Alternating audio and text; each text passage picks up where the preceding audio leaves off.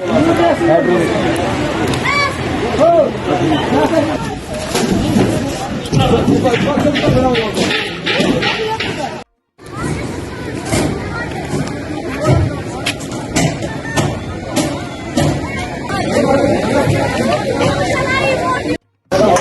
تو یہ ڈیمیج نہیں کہوں گا، یہ مکمل طور تباہ ہوا ہے۔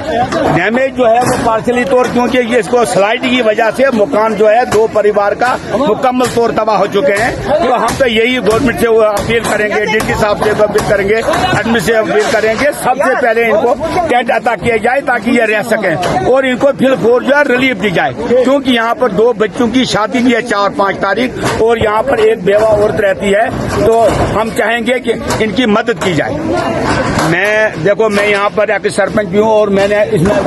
کچھ بار جو ڈی سی صاحب، ایکشن صاحب، کوئی جگہ نہیں میں چھوڑی کہ اس سڑک کے لیے میں جاتا رہا۔ میں نے پرسوں بھی جئی صاحب کو فون کیا ہے، میں نے کہا جو آپ کے ڈنگے یہ زمین کے اوپر نہیں ہے، آپ خود بھی دے سکتے ہیں جو ڈنگا، اگر آپ یہاں پر کیمرہ گھمائیں گے کہ آپ یہ ڈنگا بھی اوپر سے آنے والا ہے، کہ ہم نے اس کو بولا تھا کہ یہ ڈنگا جو ہے نیچے سے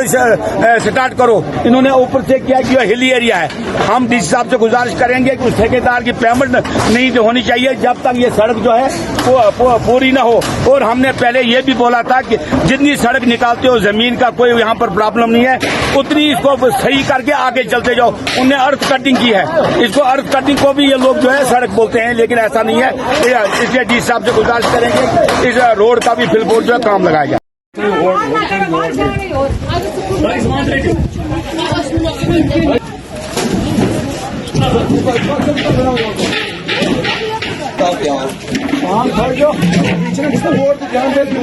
تین روز سے پورے جموں و کشمیر میں جہاں شدید بارشیں اور ژالہ باری ہو رہی ہے، وہیں پر ضلع پونچھ میں بھی گزشتہ 2 دن سے سخت ترین بارش ہو رہی ہے، جس کی وجہ سے کافی علاقوں میں رہائش پذیر لوگوں کی زندگی جو ہے مفلوج ہو کر رہ گئی ہے۔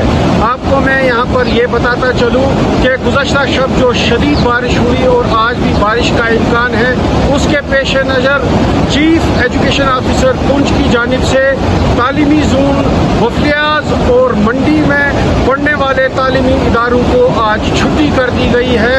اور ان بچوں سے کہا گیا ہے کہ وہ آج موسم کے پیش نظر اسکولوں میں حاضر نہ ہوں۔ وہیں پر میں آپ کو بتاتا چلوں کہ اس بارش کی وجہ سے ضلع پونچھ کے متعدد علاقوں کو جانے والی سڑکیں پسیاں اور ملبہ گرنے کی وجہ سے متاثر ہو گئی ہیں، اور وہ اس وقت ٹریفک آمد و رفت کے لیے بند ہو گئی ہیں۔ آپ کو میں یہاں پر یہ بھی بتاتا چلوں کہ مغل روڈ کے حوالے سے کل اگرچہ مغل روڈ پر تعینات